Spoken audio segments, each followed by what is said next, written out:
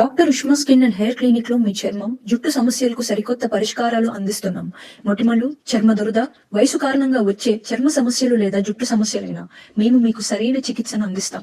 మా విజయవాడ మరియు మచిలీపట్నం బ్రాంచీల్లో మీకు సౌకర్యంగా సేవలు అందిస్తాం. నేడు అందరికీ నమస్తే అండి. తిరుమలకు ఇప్పుడు గత 15-20 రోజుల నుంచి కూడా బాగా వైరల్ అవుతున్న అంశం ఏంటంటే నెయ్యి కల్తీ. సో నెయ్యి కల్తీ అవ్వడం వలన లడ్డూలు ప్రసాదంగా శ్రీవారికి పెడుతున్న లడ్డూలు మాత్రమే కల్తీ కాదు, అక్కడ వెలుగుస్తున్న దీపం, స్వామివారికి పెడుతున్న నైవేద్యం, అలాగే అక్కడ మనం తింటున్న అన్నప్రసాదంలో కూడా నెయ్యి వేస్తారు, నేతితో చేస్తారు. సో ఇవన్నీ కల్తీ అయ్యే ప్రమాదం ఉంది.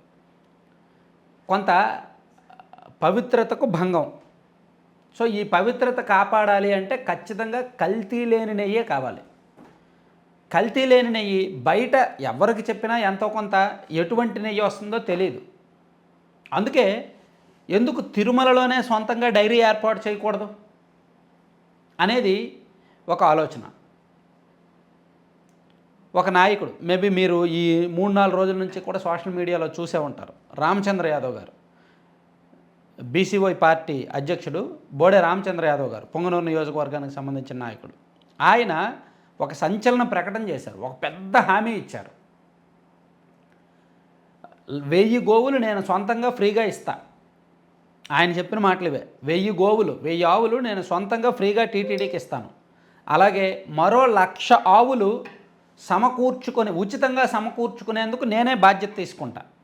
అంటే తనకు దేశవ్యాప్తంగా తనకున్న పరిచయాల ద్వారా, తనకు తెలిసిన వాళ్ళ ద్వారా మరో 1,00,000 గోవులు ఆయన టీటీడీకి ఉచితంగా ఇప్పిస్తారు. అంటే ఓవరాల్గా సుమారుగా 1,00,000 ఆవులు టీటీడీకి ఉచితంగా వస్తాయి, ఇంక కొనాల్సిన పని లేదు.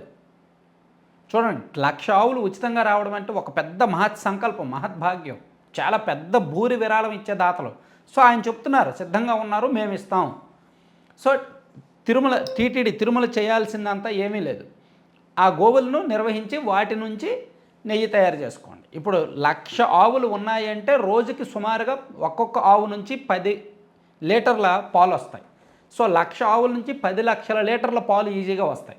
ఆ 10 లక్షల లీటర్ల పాల నుంచి కూడా 50,000 కేజీల నెయ్యి వస్తుంది రోజుకి. 50,000 కేజీల వెన్న వస్తుంది. ఆ 50,000 కేజీల వెన్న నుంచి దాదాపుగా 75% వరకు నెయ్యి, అంటే 50,000 కేజీల వెన్న నుంచి సుమారుగా 30,000 నుంచి 33,000 కిలోల వరకు నెయ్యి వచ్చే అవకాశం ఉంది. అంటే తిరుమలలో ఈ 1,00,000 ఆవులతో గోశాల ఏర్పాటు చేస్తే తిరుమలలోనే సొంతంగా 30,000 కిలోలకు పైగా రోజుకి నెయ్యి ఉత్పత్తి చేయొచ్చు. తిరుమలలో అవసరాల నిమిత్తం రోజుకి ఎంత అండి, మహా అయితే మ్యాక్సిమం 2,000 కేజీలు వాడతారు మ్యాక్సిమం. సో 5,000 కేజీలు అనుకున్నా సరే మిగిలిందంతా మిగులుతుందిగా. దాంతో రాష్ట్రంలోని ఇతర ప్రముఖ దేవాలయాలన్నిటికీ కూడా ఇచ్చేయచ్చు. అన్నవరం కానీ, విజయవాడ కానీ, ఇట్లా రాష్ట్ర వ్యాప్తంగా ఉన్న పవిత్ర పుణ్యక్షేత్రాలన్నింటికీ అదే నెయ్యి ఇవ్వచ్చు. అప్పుడు ఓన్లీ తిరుమల ఒక్కటే కాదు, రాష్ట్రంలో ప్రతి ఆలయంలో కూడా తిరుమలలో తయారైన నెయ్యి ద్వారానే, తిరుమలలోని గోశాలలో తయారైన నెయ్యి ద్వారానే దూపదీప నైవేద్యాలు, ప్రసాదాలు తయారు చేయొచ్చు. భక్తులకు ఇచ్చే ప్రసాదాలు అవే ఉంటాయి. ఎంత పవిత్రమైన కార్యం, ఎంత మంచి ఆలోచన అది. మళ్ళీ ఆవులు ఫ్రీగా వస్తాయి. సో దీని ద్వారా ఆయన ఇంకొక ఆప్షన్ కూడా పెట్టారు. ఇదంతా చెప్పారు. సో ఈ ఆలోచన తనే బాధ్యత తీసుకుంటానన్నారు. దాంతోపాటు అక్కడ ఒక 10,000 మందికి ఉపాధి కల్పించవచ్చు. ఆ గోశాల నిర్వహణ కోసం గోపాలకు ఉపాధి కల్పించవచ్చు, వాళ్ళే నిర్వహించుకుంటారు. సో ఈ పాల ఉత్పత్తుల ద్వారా ఇప్పుడు ఇంత వెన్న రాగా, నెయ్యి రాగా ఇంకా కొన్ని పాల ఉత్పత్తులు కూడా తయారు చేయొచ్చు. ఆ పాల ఉత్పత్తులు తిరుమల గోశాలలో తయారయ్యాయి అంటే ఖచ్చితంగా కొంటారు. అక్కడికి వచ్చిన భక్తులు ఖచ్చితంగా కొంటారు.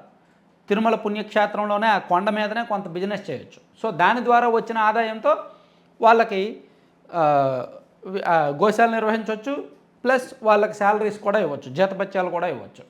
పెద్ద కష్టమేమీ కాదు. ఇది ఈ ఆలోచన, ఈ ప్రపోజల్ రామచంద్ర యాదవ్ గారు పెట్టారు. ఆయన దాదాపుగా 4 రోజుల కిందట ఇది ప్రకటించారు. ఈరోజు సీఎం చంద్రబాబు నాయుడు గారికి లేఖ రాశారు. ఇదే అంశం మీద సుదీర్ఘమైన లేఖ రాశారు.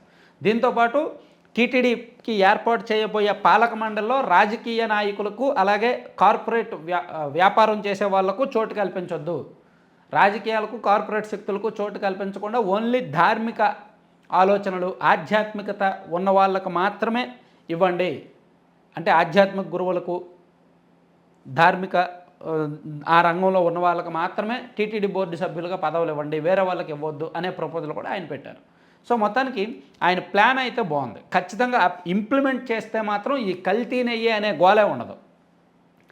అలాగే ఒకే చోట 1,00,000 ఆవులు మెయింటైన్ చేయడం అంటే అదొక పెద్ద మహద్భాగ్యం, మహాయజ్ఞం లాంటిది. సో తిరుమల పుణ్యక్షేత్రం దర్శించుకోవడానికి వెళ్ళిన ప్రతి ఒక్కళ్ళు కూడా గోశాలకు కూడా వెళ్తారు. తిరుమల స్వామివారి హుండీలో వేస్తున్నట్టే గోశాలను కూడా దర్శించుకొని అక్కడ కూడా ఎంతో కొంత వేసే అవకాశం ఉంటుంది, విరాళాలు ఇచ్చే అవకాశం ఉంటుంది. బాగుంటుంది. సో ఇది మంచి ఆలోచన, ఇంప్లిమెంట్ అవ్వాలని కోరుకుందాం. Thank you.